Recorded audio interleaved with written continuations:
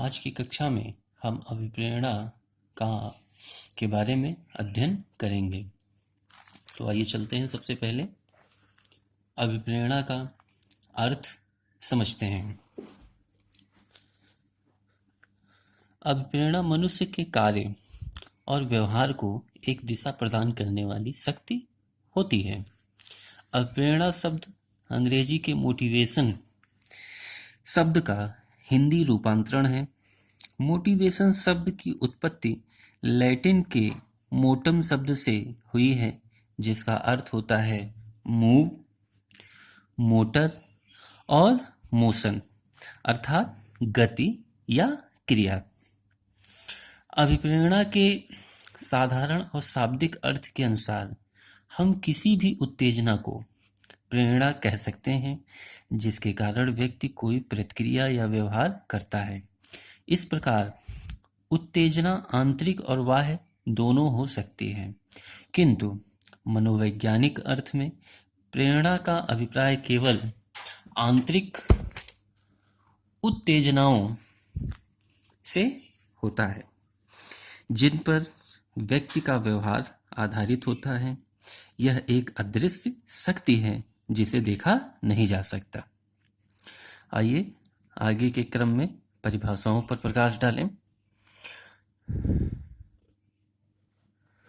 तो सबसे पहली परिभाषा है प्रेरणा। सबसे पहली परिभाषा है गुड के अनुसार प्रेरणा कार्य को आरंभ करने, जारी रखने और नियमित करने की प्रक्रिया है। स्किनर के अनुसार स्कूली पढ़ाई में अभिप्रेरणा के अंतर्गत वांछित व्यवहार के लिए उद्दीपन, प्रोत्साहन, प्रबलन और निर्देशन की क्रिया आती है। मैकडूगल के अनुसार प्रेरणा मनुष्य के भीतर की शारीरिक और मानसिक अवस्थाएं हैं जो किन्हीं विशेष दशाओं में कार्य करने के लिए प्रेरित करती हैं। फिशर के अनुसार अभिप्रेरणा किसी क्रिया की ओर झुकाव या जोर है जिसमें कुछ अंश अभिमुखता एवं निर्देशन का होता है। एक और परिभाषा जो आपके समक्ष है वह है मैस्लो की परिभाषा कि अभिप्रेरणा शाश्वत, अनंत, घट बढ़ वाला और मिश्रित है तथा प्रत्येक जीव का कार्य स्थिति का एक सार्वभौमिक लक्षण है। तो ये था अभिप्रेरणा का अर्थ और उसकी कुछ महत्वपूर्ण परिभाषाएं। आगे चलते हैं।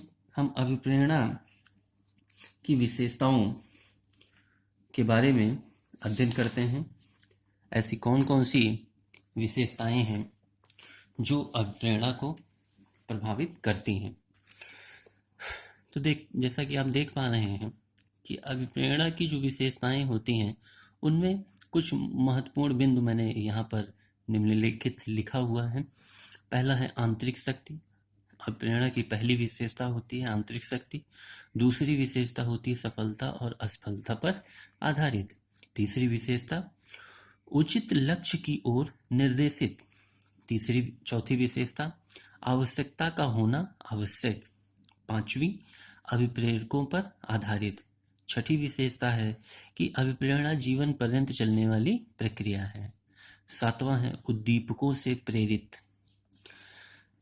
आठवीं विशेषता है क्रियाशीलता का गुण। नवीं विशेषता है भावनात्मक उत्तेजना की उपस्थिति। तो जैसा कि आप यहाँ देख पा रहे हैं कि पहली जो विशेषता है आंतरिक शक्ति। आंतरिक शक्ति से तात्पर्य है कि यह जो आंतरिक शक्ति होती है यह मनुष्य की एक आंतरिक शक्ति होती है जो ऊर्जा परिवर्तन के सिद्धांत पर कार्य करती है। ठीक है। दूसरी विशेषता है सफलता और असफलता। यह एक प्रक्रिया है जिसका परिणाम सफलता, असफलता तथा समायोजन के रूप में सामने आता है। तीसरी जो विशेषता है वो आपकी है उचित लक्ष्य की ओर निर्देशित। तो तीसरी विशेषता कहती है कि इसके अनुसार व्यक्ति का व्यवहार किसी सुनिश्चित या अनुमानित लक्ष्य की ओर निर्देशित होता है। चौथी जो विशेषता है वह है आवश्यकता का होना आवश्यक। तो इसके अनुसार कि अभिप्रेरणा के लिए किसी न किसी प्रकार की आवश्यकता का होना बहुत ही जरूरी होता है। पांचवी जो विशेषता है अभिप्रेरकों पर आधारित। तो अभिप्रेरणा उत्पन्न करने वाले कारकों को ही अभिप्रेरक कहते हैं। ठीक है, अभिप्रेरणा उत्पन्न करने वाले कारकों को ही अभिप्रेरक कहते हैं और अभिप्रेरकों पर ही अभिप्रेरणा आधारित होती है। छठा है जीवन पर्यंत चलने वाली प्रक्रिया। तो जीवन पर्यंत चलने वाली प्रक्रिया जैसे हम पढ़ते हैं अधिगम भी जीवन पर्यंत चलने वाली प्रक्रिया है। तो अधिगम भी कहीं ना कहीं अभिप्रेरणा पर ही आधारित होता है। व्यक्ति तभी अधिगम करता है जब वह अभिप्रेरित होता है। तो होता क्या है कि यह जन्म से लेकर के और जब तक व्यक्ति की मृत्यु नहीं हो जाती तब तक व्यक्ति किसी न किसी विषय वस्तु से अभिप्रेरित होकर कार्य करता रहता है। जीवन पर्यंत चलने वाली प्रक्रिया है। उद्दीपकों से प्रेरित का तात्पर्य है कि देखिए अधिगम में प्रेरणा का जो होता है वह बहुत ही महत्वपूर्ण योगदान होता है तथा सीखने के लगभग सभी सिद्धांत अभिप्रेरकों द्वारा प्रेरित अनुक्रियाओं पर आधारित होते हैं। तो अधिगम मनोविज्ञान की भाषा में प्रेरक को ही उद्दीपक कहा जाता है। क्या कहा जाता है? प्रेरक को ही उद्दीपक कहा जाता है। ठीक है, अगला है क्रियाशीलता का गुण। तो क्रियाशीलता का मतलब ये होता है कि अभिप्रेरणा एक क्रियात्मक प्रक्रिया है। क्या है? अभिप्रेरणा एक क्रियात्मक प्रक्रिया है जिसमें व्यक्ति सतत क्रियाशील रहता है। ठीक है, अगला है भावनात्मक उत्तेजना की उपस्थिति। तो इसका अभिप्राय यह है कि अभिप्रेरणा में भावनात्मक उत्तेजनाएं पाई जाती हैं जिसके कारण मनोवैज्ञानिक तनाव उत्पन्न होता है। प्राणी इस तनाव को दूर करने के लिए सतत प्रयासरत रहता है। क्या रहता है? सतत प्रयासरत रहता है। अभिप्रेरणा का तनाव ही प्राणी को सकारात्मक दिशा में प्रयास करने के लिए अग्रसित करता है। ठीक है, तो ये थी अभिप्रेरणा की विशेषताएं जो आप लोगों ने अभी देखा। आइए चलते हैं आगे की तरफ। इसमें आप जैसा देख रहे हैं अभिप्रेरणा के पक्ष। तो अभिप्रेरणा के जो पक्ष हैं उनमें देख रहे हैं आप आवश्यकता, दूसरा है अंतर्नोद, तीसरा है उद्दीपन। तो आइए सबसे पहले हम समझते हैं कि प्रेरणा के ये तीन पक्ष होते क्या हैं। ठीक है, तो अभिप्रेरणा के पक्षों में सबसे पहला पक्ष है आवश्यकता। क्या होती है आवश्यकता?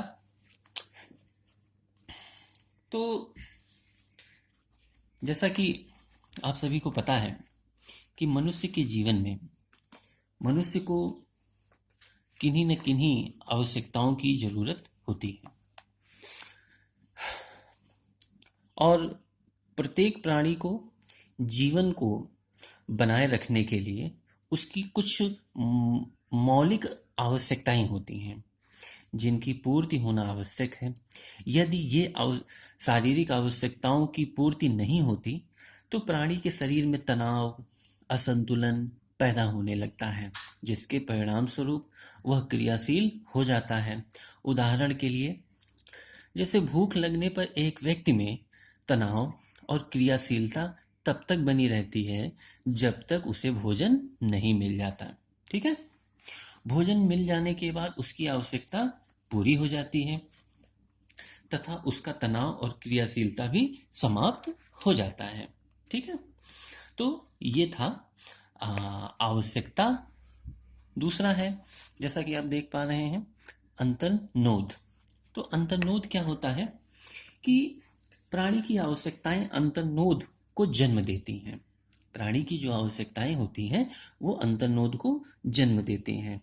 अंतर्नोद किसी आवश्यकता को पूरा करने या दूर करने के लिए व्यवहार तथा क्रिया करने के लिए क्रियाशील रहता है।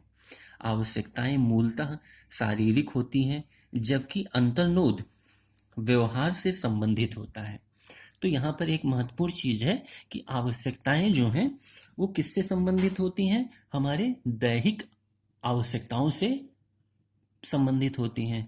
और जो अंतर्नोद होता है वो किससे संबंधित होता है?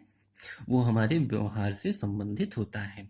जैसे भोजन निसंदेह भूखे प्राणी की एक दैहिक आवश्यकता है। जो भोजन होती है वो एक आवश्यकता होती है, किसकी? एक प्राणी की, ठीक है। और उसमें भूख अंतर्नोद को जन्म देती है, ठीक है। तो देखिएगा आप यहां पर कि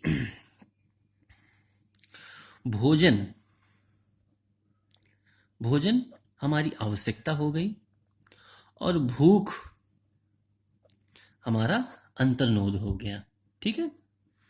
भोजन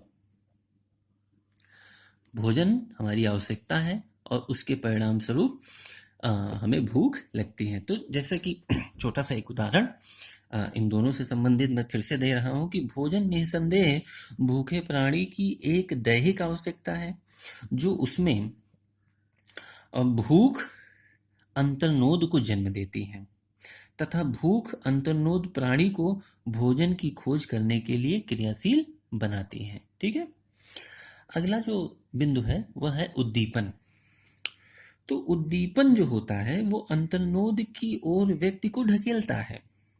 कोई भी पुरस्कार उद्दीपक हो सकता है, जिसे प्राप्त करने के लिए बालक पुनः उस वांछित व्यवहार को करने के लिए प्रेरित होता है।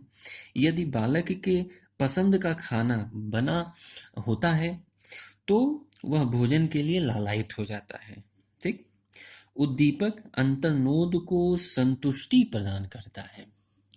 उद्दीपक अंतर्नोद को संतुष्टि प्रदान करता है। तो इस प्रकार कह सकते हैं कि उद्दीपक अंतर्नोद को संतुष्टि प्रदान करता है, ठीक है। तो ये था अभिप्रेरणा के तीनों पक्ष। अब यहाँ पर एक चीज हम समझ लेते हैं कि सबसे पहले हम ये देख लेते हैं कि जो हमारा आवश्यकताएं होती हैं, अंतर्नोद होता है और उद्दीपन, इन तीनों में क्या संबंध होता है, ठीक है। तो जैसा कि आप देख पा रहे हैं हिलगार्ड के अनुसार आवश्यकता अंतर्नोद को जन्म देती है। आवश्यकता अंतर्नोद को जन्म देती है। अंतर्नोद बढ़े हुए तनाव की स्थिति है जो कि क्रियाशीलता और प्रारंभिक व्यवहार की ओर ले जाती है। उद्दीपन बाहरी वातावरण की वस्तु है जो आवश्यकताओं को संतुष्ट करती है। मतलब जो उद्दीपन एक वस्तु होती है वो हमारे अंतर्नोद को क्या करती है? कम करती है या संतुष्ट करती है। इस प्रकार तृप्ति की दिशा से अंतर्नोद के तनाव को कम कर देती है, ठीक है।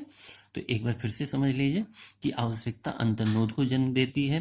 अंतर्नोद बढ़े हुए तनाव की स्थिति है जो कि क्रियाशीलता और प्रारंभिक व्यवहार की ओर ले जाती है।